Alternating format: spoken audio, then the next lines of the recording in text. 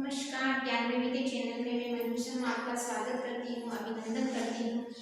हम जो कल प्रकरण कर रहे थे भारत में राष्ट्रीयता के बारे में, हमने जो कुछ जो हमारे यहाँ जो अंग्रेजों का जो साम्राज्य स्थापित होने के बाद जब ब्रिटिश साम्राज्य की स्थापना के बाद में हमारा देश आजाद हुआ तक वहाँ तक की कुछ घटनाएं, 19वीं सदी की कुछ घटनाएं या 20वीं सदी के उत्तरार्ध में या 20वीं सदी के प्रारंभ की जो घटनाक्रम है, जो राष्ट्रीय आंदोलन जो प्रमुख हुए उनके बारे में हमने कल यहाँ चर्चा की थी। इसी संदर्भ में राष्ट्रीय जो आंदोलन के संदर्भ में हमारा सबसे जो प्रमुख है वो है हमारा 1857 का जो स्वतंत्रता संग्राम, जिसको हम क्या कहते हैं 1857 की क्रांति भी कहते हैं। यानी ये कह सकते हैं भारत का जो है वो प्रथम है वो हमारा स्वतंत्रता संग्राम है, जिसकी प्रेरणा लेकर आगे जो हमें राष्ट्रीयता में बल मिला और आगे चलकर इसी जो क्रांति से जो प्रेरणा ली, जो क्रांतिकारियों ने, जो भारतीयों ने लंबे समय तक संघर्ष करने के बाद उन्होंने भारत को आजाद कराया। सबसे पहले हम 1857 के संग्राम के बारे में देखें तो भारत में जो अंग्रेजों के विरुद्ध वो जो तीव्र प्रतिरोध, जो तीव्र असंतोष जो बढ़ता जा रहा था, उसी का परिणाम हमें 1857 की क्रांति के रूप में देखने को मिला। क्योंकि अंग्रेजों के द्वारा जो साम्राज्यवादी है, जो आर्थिक शोषण की नीति के कारण असंतोष वो हमेशा ही क्या है बढ़ता ही रहा, जिसकी परिणति हमें 1857 की जो क्रांति के रूप में हमें देखने को यहाँ पर मिली है। तो यहाँ पर जो ब्रिटेन के जो विद्वान हैं उन्होंने तो इसे सैनिक गदर कहा कि एक सैनिकों का विद्रोह था, लेकिन 1857 की क्रांति को ये सैनिक जो विद्रोह हम नहीं कह सकते, सैनिक गदर हम नहीं कह सकते, ये कहना हमारे लिए उचित नहीं है। क्योंकि हमारे लिए 1857 की क्रांति हमारे जो भारत के लिए प्रथम जो है राष्ट्रीय आंदोलन के रूप में हम कह सकते हैं हमारा प्रथम स्वतंत्रता संग्राम रहा है। इसलिए वीर सावरकर ध्यान रखना, ये प्रश्न भी कई बार आता है। वीर सावरकर हैं जो बहुत ही बड़े जो क्रांतिकारी हैं हुए थे, उन्होंने यहाँ पर वीर सावरकर ने 1857 की क्रांति को जो है भारत का प्रथम स्वतंत्रता संग्राम उन्होंने कहा था। इसके पीछे बहुत सारे कारण देखेंगे कि बहुत सारे कारण रहे जिसके कारण ये क्रांति हुई। तो बहुत सारे कारण देखते हैं, क्या कारण है 1857 की क्रांति के।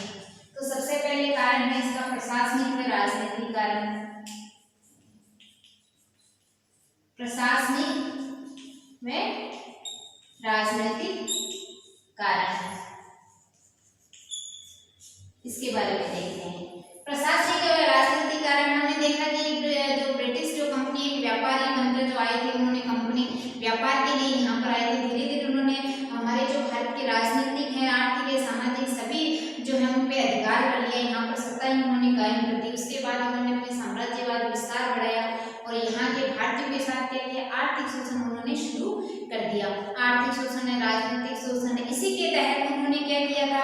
अपनी महत्वाकांक्षाओं की पूर्ति के लिए यहाँ पर के जो भी गवर्नर आए, चाहे वो लॉर्ड वेलेस्ली हो या आपका जो लॉर्ड डलहौजी हो, उन्होंने क्या किया था, देसी रियासतों को अपने जो है अंग्रेजी साम्राज्य में मिलाना शुरू कर दिया। जैसे झांसी है, सतारा है, बिठूर है, नागपुर है, अवध है, जितने भी ये देसी रियासतें थी उनको क्या कर लिया, उन्होंने अपने देसी रियासतों में, यानी जो देसी रियासतें थी ये उनको अपने अंग्रेजी साम्राज्य में उन्होंने मिला दिया। यानी अपनी जो इनके बारे में कहा जाता है, जैसे हमने मैंने नाम बताए, झांसी है, सतारा है, अवध है, तो यहाँ की जो रिवाज थे, यहाँ जितने भी जो ये देसी रियासतें थी उनके यहाँ कोई राजा के कोई पुत्र नहीं था। और यहाँ पर हमारे यहाँ पता है कि राजा के पुत्र नहीं हो तो यहाँ पर किसी जो रिश्तेदार का जो है वो पुत्र गोद लेके, यानी दत्तक पुत्र के रूप में उसको भी उत्तराधिकारी बना दिया जाता था। लेकिन अंग्रेजों ने ये जो है दत्तक प्रथा पर क्या कर दिया, उन्होंने गोद निषेध नीति लगा दी, यानी उन्होंने गोद लेने से उनको उन्होंने मना कर दिया। और इन देसी रियासतें झांसी है, अवध है, इनको है क्या कर लिया, अपनी जो है रियासतों में, यानी अपने जो साम्राज्य है उसमें उन्होंने मिला लिया। साथ ही अंग्रेजों ने क्या किया, जो भारत के जो जमींदार है उनके भी उन्होंने यहाँ पर जो है उनका उन्होंने शोषण किया, उनकी भूमि छीन ली। साथ ही जो अंतिम मुगल सम्राट, हमारे जो भारत के जो मुगल साम्राज्य के अंतिम सम्राट थे बहादुर शाह जफर, उनके साथ भी अपमानजनक व्यवहार उन्होंने किया, जिसके कारण उन्होंने मुसलमानों को भी नाराज कर दिया। तो और जितने भी जो ऊंचे पद कहे जाते हैं राजनीति के क्षेत्र में, कह सकते हैं जो बड़े ऊंचे जो पद थे उन पर भारतीयों के लिए कोई भी पद वो है वो स्थापित नहीं किए गए। अंग्रेजी की न्याय व्यवस्था से भी हम कह सकते हैं, अंग्रेजों की जो न्याय व्यवस्था थी उनसे भी क्या करते थे, हम संतुष्ट नहीं थे, यानी जो न्याय प्रक्रिया थी वो क्या थी, हमारे लिए बराबर नहीं थी, यानी भारतीयों के साथ वो असमानता का व्यवहार ही करते थे, जिसके कारण क्या हुआ, इतना असंतोष पैदा हुआ कि जिसकी परिणति हमें 1857 की क्रांति के रूप में देखने को मिली। दूसरा हम कारण कह सकते हैं सामाजिक कारण। सामाजिक कारण दूसरा कारण 1857 की क्रांति का। तो सामाजिक कारण अंग्रेजों को भारतीयों के प्रति काफी वो बिल्कुल भी घृणा के रूप में हमें देखते हैं, हमारे साथ जो व्यवहार किया जाता था भारतीयों के साथ वो कि अंग्रेज हमेशा ही भारतीयों को घृणा की दृष्टि से देखते थे, उनके साथ हमेशा काले घोड़े का भेदभाव किया जाता था। उनको जैसे जो रेल है, रेल में जैसे रेल यात्रा करते समय प्रथम श्रेणी की जो है यात्रा, उसमें इनको यात्रा नहीं करने दी जाती थी। बहुत सारे उन्होंने क्या किए थे, जितने भी जो काले घोड़े का भेद है उन्होंने हमेशा ही क्या किया था, हमारे साथ क्या वो असमानता का उन्होंने किया था। सामाजिक दृष्टि से वो क्या करते थे, अपने आप को सर्वोच्च मानते थे, यानी क्या है कि हम हमसे श्रेष्ठ नहीं है, हमारी जो भारतीय संस्कृति उनको भी तुच्छ मानते थे और अपने आप को श्रेष्ठ ही मानते थे। इसकी यदि मैं एक बात करूँ तो उस समय तत्कालीन समय में एक जो आगरा का जो मजिस्ट्रेट था अंग्रेज है, उन्होंने अपनी एक टिप्पणी में क्या किया था, उनकी हमें अंग्रेजों की उस समय की मानसिकता हमारे सामने झलकती है कि उन्होंने मजिस्ट्रेट ने उसने अपनी टिप्पणी में कहा था कि यदि अंग्रेज कोई यदि मान लो कोई भारतीय जा रहा हो और उसको रास्ते में अंग्रेज मिल जाए तो उसको वहीं खड़ा रहकर उसको सलाम करना चाहिए, यानी किसको सलाम करना चाहिए, अंग्रेज। और मान लो यदि कोई भी भारतीय घोड़ी या अपनी गाड़ी पे सवार हो, मान लो कोई घोड़ी पे भारतीय जा रहा हो या कोई गाड़ी में जा रहा हो और सामने से उसको अंग्रेज मिल जाए तो वो अपनी गाड़ी से उतर जाए और वहीं पर उसको सलाम करें, खड़ा रहे और तब तक खड़ा रहे तब तक अंग्रेज वहां से, यानी उस रास्ते से अंग्रेज वहां से निकल नहीं जाए। तो इससे हमें स्पष्ट पता चलता है कि हमारे साथ यहाँ कितना जो है भेदभाव किया जा रहा था, जिसकी परिणति हमें क्या मिली, 1857 की क्रांति के रूप में देखने को मिली। इसी के साथ ही अंग्रेजों में एक ध्यान देना कि 1856 में एक उन्होंने पैतृक संबंधी जो कानून है, पैतृक संपत्ति कानून, उस कानून में क्या कर दिया था, उन्होंने अपना परिवर्तन कर दिया। उसमें जो प्रावधान थे पैतृक संपत्ति के उनको उन्होंने जो प्रावधान है उनके नियम भी उन्होंने पूरे के पूरे चेंज कर दिए। कैसे, जैसे 1856 में जब उन्होंने पैतृक कानून लगाया, इसके तहत जो भी हिंदू धर्म के जो है जो व्यक्ति हैं, जो लोग हैं, वो यदि ईसाई धर्म धारण कर लेते हैं, ईसाई धर्म को मान लेते हैं, तब तो उनको पैतृक संपत्ति से उनको वंचित नहीं किया जा सकता। और यदि उन्होंने हिंदू धर्म में ही रहे, यानी ईसाई धर्म उन्होंने स्वीकार नहीं किया, तो उनको पैतृक संपत्ति से उनको वंचित कर दिया जा सकता है। जबकि पहले प्रावधान क्या था कि जैसे यदि हम हिंदू हैं, तो यदि हम हिंदू धर्म छोड़ के यदि दूसरे धर्म में जा रहे हैं तो हम पैतृक संपत्ति से हम वंचित हो सकते थे। लेकिन उन्होंने एक नया ही उल्टा कानून बना दिया कि हिंदू धर्म से आप कौन से धर्म में आओ, ईसाई धर्म में आओ, और ईसाई धर्म यदि आप स्वीकार करते हो तो आपको पैतृक संपत्ति मिल जाएगी, और यदि आपको ईसाई धर्म आप स्वीकार नहीं करते हो तो आपको ये पैतृक संपत्ति से उनको वंचित कर सकते हो। इसके कारण यहाँ पर भारतीयों में बहुत ज्यादा यहाँ पर रोष वहां पर प्रकट यहाँ उन्होंने किया था, यानी उनके समाज के जो उनपे जो व्यथा उनकी थी वो एक हम कह सकते हैं 1857 की क्रांति के रूप में यहाँ हमको देखने को मिली थी। तीसरा कारण है वो हमारा है धार्मिक कारण। तीसरा कारण हम देख सकते हैं धार्मिक कारण।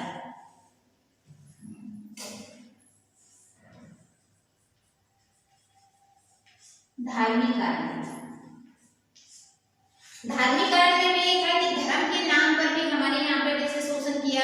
जाता था। अंग्रेजों का एक छद्म उद्देश्य था, एक हमारे साथ हम कह सकते हैं छल था कि उन्होंने अपने क्या करते थे, अपने मजहब यानी अपने जो धर्म का यहाँ पर वो प्रचार प्रसार भी यहाँ पर वो करना चाहते थे।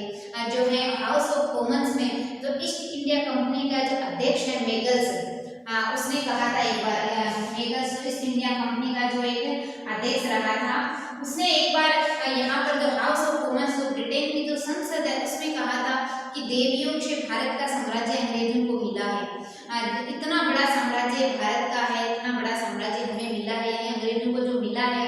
उसका हम क्या करेंगे, उससे हम अपने मजहब की पताका को एक छोर से भारत के एक छोर से दूसरे छोर में हम अपने मजहब की पताका फहरा सके। यानी उनका एक हम कह सकते हैं छल था, एक छल के रूप में एक उद्देश्य था कि यहाँ पर सबसे ज्यादा ईसाई धर्म का प्रचार प्रसार कर सकें। इसके तहत उन्होंने 1813 में एक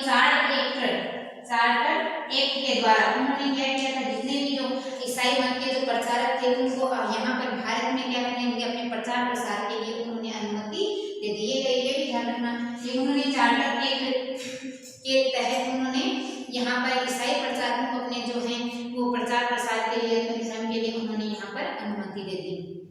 तो इसी में भी ये था, जो मतांतरण कर लेता था, यानी जो ईसाई धर्म धारण कर लेता था या स्वीकार कर लेता था, उसको क्या किया जाता था, राजकीय सेवा या और भी अन्य सुविधाएं उनको दे दी जाती थी। मान लीजिए कि किसी ने, चाहे वो मुस्लिम धर्म का हो चाहे वो हिंदू धर्म का हो, उनमें से किसी ने भी यदि ईसाई धर्म को स्वीकार कर लिया है तो वो क्या करते थे, उनको राजकीय सेवा में या अन्य सेवा में उनको बहुत सारी सुविधाएं दे दी जाती थी, और जो नहीं करते थे उनके साथ वो हमेशा ही धार्मिक की तरह हम कह सकते हैं भेदभाव यहाँ पर रखते थे। तो यही धार्मिक कारण भी यहाँ पर 1857 की क्रांति हम कह सकते हैं एक प्रमुख कारण बना था। अगला कारण है सैनिकरण। 1857 की क्रांति का अगला कारण सैनिकरण है। उसके बारे में हम कह सकते हैं कि 1857 का मुख्य जो कारण है, जो संग्राम जो शुरू हुआ, ये इसका ये सैनिकरण सबसे जो प्रमुख कारण इसका हम मान सकते हैं। कैसे कि 1857 की जो क्रांति हुई थी वो एक सैनिक असंतोष के रूप में थी, यानी सबसे ज्यादा जो आक्रोश था, जो असंतोष था, सबसे ज्यादा सभी में था। हमने देखा था धार्मिक कारण में बहुत सारे थे, राजनीतिक कारण भी थे, सामाजिक कारण, लेकिन जो अचानक ऐसी जो शुरू हुई सबसे ज्यादा तीव्र जो आक्रोश हमें देखने को मिला वहां के सैनिकों में, उस समय के जो सैनिकों में हमें देखने को मिला असंतोष के रूप में हमें ये सामने आया। क्योंकि भारतीय में जो वेतन है भत्ते हैं भारतीय सैनिकों के, जो सिपाही थे भारतीय जो अंग्रेजी साम्राज्य में यहाँ पर ब्रिटिश का जो शासन था वहाँ पर हमारे भारतीय सैनिक भी थे, तो उनके वेतन हैं भत्ते हैं पदोन्नति में बहुत सारा भेदभाव हमें देखने को मिलता है। उस समय की बात करें तो उस समय भारतीय जो सिपाही थे या भारतीय सैनिक हैं उनको कितने रुपए दिए जाते थे, 9 रुपए मासिक दिए जाते थे। कितने रुपए, 9 रुपए मासिक महीना। और यहाँ पर अंग्रेजों को कितने दिए जाते थे, अंग्रेज जो सैनिक थे उनको 60 या 70 रुपए मासिक। तो इस हमें इससे पता चलता है कि यहाँ हमारे साथ सैनिकों के साथ भी कितना भेदभाव हो रहा था तत्कालीन समय के अंदर। 1857 की बात करें तो हमारे सैनिकों को 9 रुपए मासिक महीना या महीने के 9 रुपए मिलते थे, जबकि अंग्रेज सिपाही या सैनिकों को 60 या 70 रुपए महीने के मिलते थे। और यदि यहाँ पर भारतीय सैनिक थोड़ी सी भी यहाँ पर गलती करते थे तो उनको बंदूक की नट से मारा जाता था, उन पे घोड़े बरसाए जाते थे, तो यानी उनके साथ काफी दुर्व्यवहार यहाँ पर उन्होंने किया जाता था। लेकिन उस समय कहा जाता है कि हमारे यहाँ भारतीय जो सैनिकों की संख्या क्या थी, ज्यादा थी, और जो ब्रिटिश जो सैनिक थे वो उनकी संख्या बहुत ही कम थी। तो उन्होंने भारतीय सैनिकों ने देखा कि इसका फायदा यदि हम उठा सकते हैं क्योंकि हमारी संख्या क्या है, उनसे ज्यादा है, तो इसी के विरुद्ध उन्होंने शस्त्र उठाने की उनको प्रेरणा भी मिली कि हमारी संख्या ज्यादा है। उसी के साथ एक कहा गया है कि जो द्वितीय ब्रह्मा युद्ध हुआ उस समय हमारे यहाँ सैनिकों को भी जो बाहर भेजा गया यानी समुद्र पार भेजा गया था। लेकिन हमारे यहाँ पहले हिंदू धर्म में ये मान्यता थी कि समुद्र पार करके सैनिक नहीं जाते थे, तो उनको भी उन्होंने अपने जो धर्म विरोधी माना। बहुत सारे जो हम सैनिकरण देखते हैं, जैसे सैनिकों को बाल कटवाने रखने हैं, बाल कटवा के रखने हैं, पगड़ी नहीं रखनी, तो बहुत सारे उन्होंने जो यहाँ पर आक्रोश उन्होंने करवाया जिसके कारण सैनिकों में यहाँ तीव्र आक्रोश यहाँ पर फैला हुआ था। इससे पहले भी हम देख सकते हैं, सबसे पहले जो 1857 से पहले भी बहुत सारे यहाँ पर सैनिक विद्रोह हुए थे। तो ये भी एक है जो मुख्य कारण बना, सैनिकों का जो असंतोष था ये भी कारण बना। अगला कारण हम देख सकते हैं आर्थिक कारण। ये भी मुख्य कारण ही रहा है क्योंकि अंग्रेजों ने यहाँ आने के बाद सबसे ज्यादा हमारा आर्थिक शोषण ही यहाँ पर उन्होंने किया। हमने बंगाल का भी देखा, जो पिछले कुछ अध्याय में देखा, बंगाल सबसे ज्यादा यहाँ पर उन्होंने शुरू करके धीरे धीरे उन्होंने पूरे जो भारत की जो अर्थव्यवस्था, जो हमारी जो ग्रामीण है जो अर्थव्यवस्था, उसको पूरे को उन्होंने क्या कर दिया, नष्ट कर दिया। और अंग्रेज हमेशा यानी ब्रिटिश शासन है वो हमेशा ही भारत जो निवेश था उससे अधिक पूंजी वो अपना एकत्रित करना चाहता था, यानी भारत को उन्होंने निवेश बना के रखा और यहाँ से ज्यादा धन संपत्ति अपने देश में ले जाना चाहता था। वो अकाल के समय भी किसानों के साथ उनके साथ लगान लिया जाता था, यानी अकाल की स्थिति थी, जमींदार हैं उनसे उन्होंने उनकी जो भूमि छीन ली, तो उनके इससे क्या किया, भारतीय में ये विरोध के कारण बढ़ता गया। अब क्या कारण था कि अचानक ये क्रांति शुरू हो गई, तो हमने देखा कि जो क्रांति के जो प्रमुख कारण क्या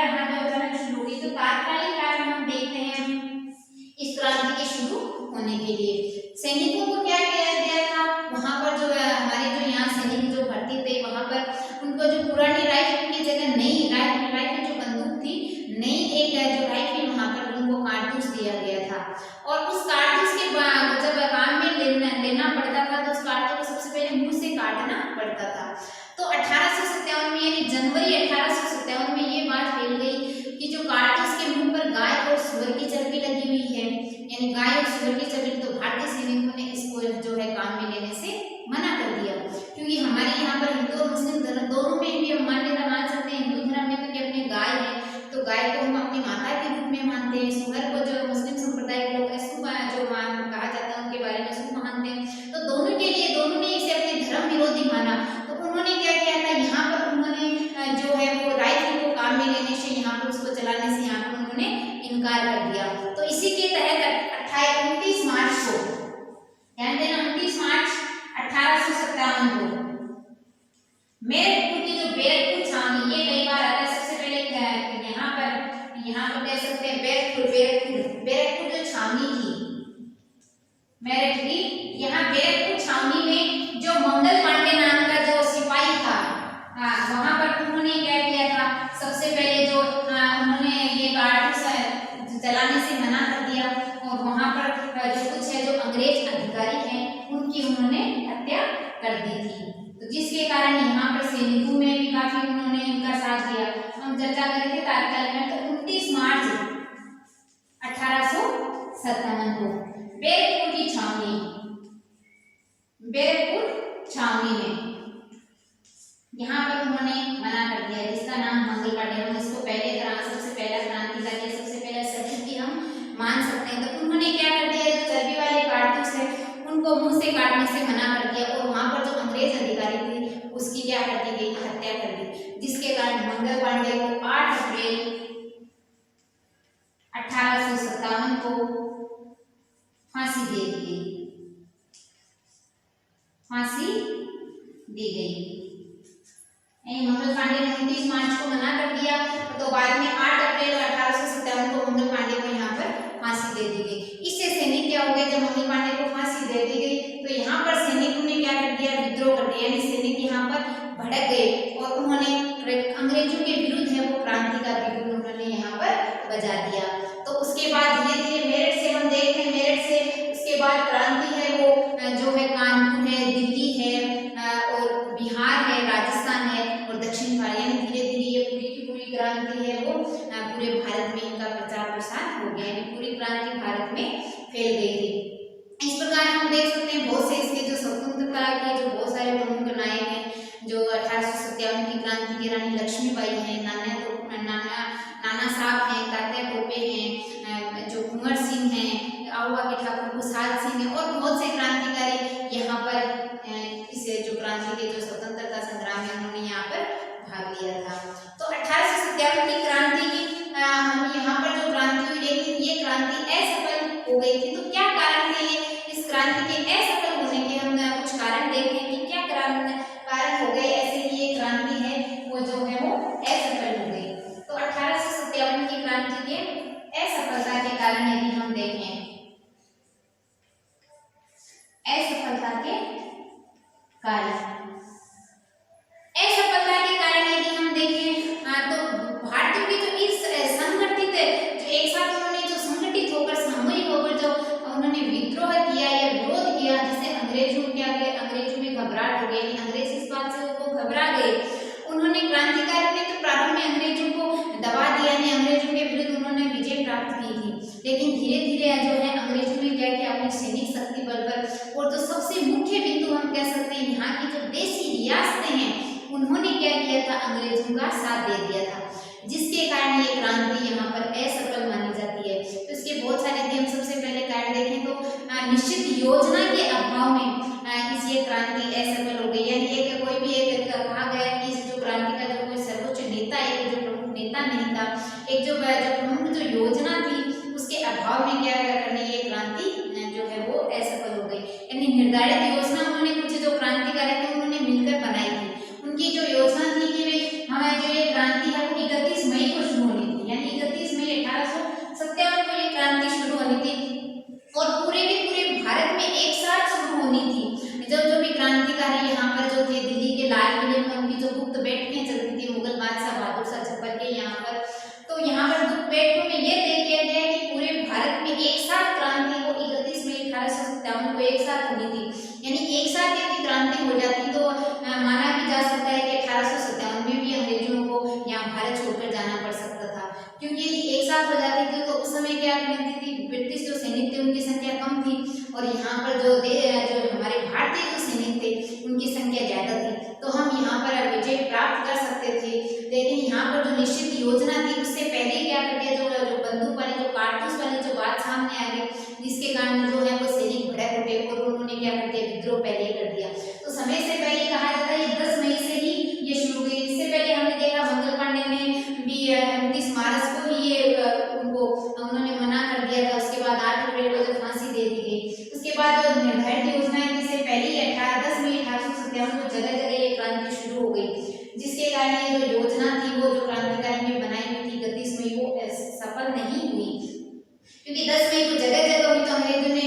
मान सकते हैं कि जैसे मान लो पहले यहाँ पर मेरठ में हुई थी, उसके बाद मेरठ से दबा दिया, उसके बाद कानपुर में हुई तो उसको दबा दिया गया, उसके बाद दिल्ली में हुई तो उसको दबा दिया, जगह जगह पहले यहाँ हुई तो फिर उसको दबा दिया। यदि वो निर्धारित योजना के अनुसार यदि 31 मई को एक साथ पूरे भारत में होती तो अंग्रेज इसको नहीं दबा सकते थे, जिसके कारण हम ये भी मान सकते हैं कि निर्धारित योजना। और सबसे प्रमुख कारक हम ये कह सकते हैं यहाँ की जो देसी रियासत है उन्होंने क्या किया था, लॉर्ड कैनिंग ने पहले ही अपनी कूटनीतिक योजना से क्या किया था, जितनी भी देशी रियासतें हैं उनको अपने पक्ष में कर लिया था। और जैसे इन क्रांतिकारियों ने यहाँ पर जब ये क्रांति शुरू की थी तो उस समय देशी रियासतों ने यहाँ पर अंग्रेजों का साथ दिया, और यही हमारी क्रांति का एक सबसे प्रमुख कारण हम ये मान सकते हैं। यदि देशी रियासतें 10 मई को भी क्रांति शुरू हो रही थी तब भी यदि देशी रियासतों का हमें साथ मिलता, देशी रियासतें यदि भारतीयों के साथ क्रांतिकारियों के यदि साथ होती तो अंग्रेजों को उस समय भी वहां से जाना पड़ता भारत छोड़कर। उसी समय 1857 की क्रांति के समय ही अंग्रेजों को यहाँ पर भारत को छोड़कर जाना पड़ता। तो इस प्रकार कुछ ये असफल के कारण हमने देखे। अब इसके हम परिणाम देखते हैं कि क्या परिणाम रहे। तो 1857 की क्रांति तो हम मान सकते हैं यदि असफल रही, लेकिन ये हमारे लिए भारत का जो प्रथम स्वतंत्रता संग्राम रहा है इसके बहुत सारे दूरगामी हमें परिणाम देखने को मिले, जिसके परिणाम में हमें अपना भारत 1947 में आजाद देश के रूप में यहाँ पर प्राप्त हुआ। तो सन 1857 की बात करें तो प्रशासनिक रूप से बहुत ही 1857 की क्रांति में बहुत सारे प्रशासनिक जो है वो परिणाम हमें देखने को मिलते हैं। जैसे यहाँ पर जो ब्रिटिश जो 1857 के बाद इतने समय तक जो ईस्ट इंडिया कंपनी थी, जो ईस्ट इंडिया कंपनी इतने समय तक जो शासन कर रही थी कहाँ पर, भारत में, उसका क्या कर दिया, शासन समाप्त कर दिया गया। ईस्ट इंडिया कंपनी का शासन वो समाप्त कर दिया गया और भारत जो सरकार का जो शासन है वो कहाँ पर चला गया, सीधे ब्रिटेन की सरकार के हाथों में चला गया। यानी इसको समाप्त करके भारत किसके अधीन में चला गया, यहाँ पर, यानी भारत का जो भी जो कार्य जो करना होता था, भारत का प्रशासन सारा का सारा ब्रिटेन की सरकार के हाथों में आ गया, सीधे ब्रिटेन का उनके हाथ में वहां पर चला गया और इस इंडिया कंपनी का शासन वो समाप्त यहाँ पर कर दिया गया था। दूसरा हम देख सकते हैं 1857 की क्रांति से हमारे जो क्रांतिकारियों को जो राष्ट्रीय आंदोलन में जो हमें जो बहुत ही प्रेरणा मिली, जिसके कारण हमें आगे जाके हमें अपने राष्ट्रीय आंदोलन में या राष्ट्रीयता को प्राप्त करने में यहाँ पर बहुत ही प्रेरणा मिली। अगला हम जो कारण देख सकते हैं कि यहाँ पर पहले देखा कि हमने यहाँ पर भारतीय सैनिकों की ज्यादा संख्या थी, तो यहाँ पर अंग्रेजों ने क्या किया था, यहाँ पर उसके बाद 1857 की क्रांति के बाद अपने ब्रिटिश सैनिकों की संख्या क्या कर दी, उन्होंने बढ़ा दी और जो मुख्य है जैसे तोपखाने हैं उन पे जो है अपने ब्रिटिश सैनिकों की उन्होंने संख्या बढ़ा दी, यानी भारतीय सैनिकों की उन्होंने कमी कर दी। और सबसे प्रमुख बात हम जो मान सकते हैं उन्होंने किया था, यहाँ पर अंग्रेजों ने ये बात यहाँ पर समझ ली थी कि यहाँ पर हिंदू और मुस्लिम जो समुदाय है वहाँ पर सबसे हिंदू और मुस्लिम दोनों धर्म में सबसे बड़ी जो एकता यहाँ पर कायम थी, उन्होंने यहाँ पर उन एकता को तोड़ने का उन्होंने यहाँ पर उन्होंने प्रयास किया और वो अपने इस प्रयास में सफल भी हुए। उन्होंने ये अंग्रेज ये समझ गए कि यदि हिंदू मुस्लिम रहे, जो हिंदू और मुसलमान एक रहे तो हमें अभी हिंदुस्तान छोड़ के जाना पड़ेगा। तो इसलिए उन्होंने क्या किया था कि यदि हमें हिंदुस्तान पर लंबे समय तक राज करना है तो उन्होंने फूट डालो और राजद्रोह की नीति अपनाई और इसी के तहत उन्होंने बहुत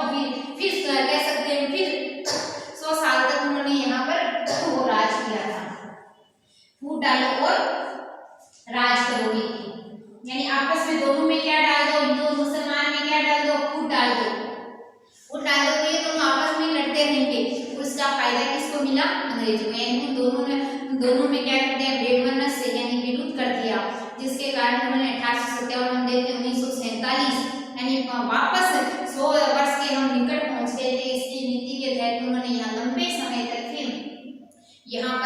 उन्होंने वहाँ पर भारत पर उन्होंने राज किया था, यानी वो समझ गए थे कि हमें राज करना है तो फूट डालो और राज करो की नीति अपनानी है, यानी जो हिंदू और मुसलमानों की जो एकता है उसको यहाँ पर उन्होंने तोड़ने की यहाँ उन्होंने कोशिश की थी।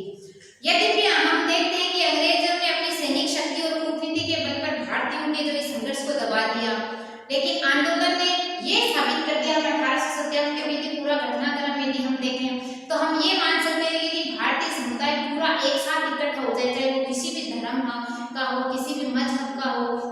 वो यदि एक साथ इकट्ठा होकर अंग्रेजों का यदि सामना करें तो अंग्रेज यहाँ पर लंबे समय तक ज्यादा नहीं टिक सकते हैं। और अंग्रेजों को भी ये एहसास हो गया कि यदि भारत पर शासन करना है तो हमें फूट डालो राज करो की नीति अपनानी होगी। तो दोनों ने इस प्रक्रिया में हम कह सकते हैं कि हमारी राष्ट्रीयता को वो समझ गए थे कि यहाँ पर अंग्रेजों की नीति वो अच्छी प्रकार समझ गए थे। और 1857 का जो यहाँ पर संग्राम हमने देखा तो एक संगठित होकर हम इसका जो विरोध कर सकते थे, उसी से प्रेरणा लेकर यहाँ पर राष्ट्रीयता की प्रेरणा लेते हुए अंततः हमारा जो भारत वो है 1947 में यहाँ पर आजादी को प्राप्त, यानी लंबे संघर्ष के बाद उसी से प्रेरणा लेकर यहाँ पे जो क्रांतिकारियों ने भारतीयों ने ये संघर्ष को उन्होंने बंद नहीं होने दिया, ये प्रक्रिया आंदोलन वो चलाते रहे अंग्रेजों के विरुद्ध और अंततः अंग्रेजों को यहाँ से भारत छोड़कर जाना पड़ा। तो ये था आज का हमारा जो 1857 की क्रांति के जो स्वतंत्रता संग्राम 1857 की क्रांति के बारे में हमने देखा। सबसे पहले हमने यहाँ जो इसके जो कारण देखे, प्रशासनिक है, राजनीतिक है, सैनिक कारण है, धार्मिक कारण है, आर्थिक कारण है और एक तात्कालिक जो कारण रहा था। उसके बाद असफल के भी देखे, हमने देखा एक कुछ जो निश्चित योजना थी लेकिन हम इसको पूरी तरह असफल नहीं मानते, हम उसको आगे के लिए जो आंदोलन के लिए राष्ट्रीयता के हम इसको प्रेरणा स्रोत के रूप में हम मान सकते हैं। तो आज के लिए हमारे ये राष्ट्रीयता, भारत की जो राष्ट्रीयता का जो प्रकरण है वो यहाँ पर ये समाप्त हुआ। और 1857 के स्वतंत्रता संग्राम का प्रश्न कई बार आपसे पूछा जाता है, इसकी क्रांति के कारण या परिणाम, असफलता के कारण या परिणाम, तो इसको एक बार देखना और समझना। आज के लिए इतना ही, नमस्ते।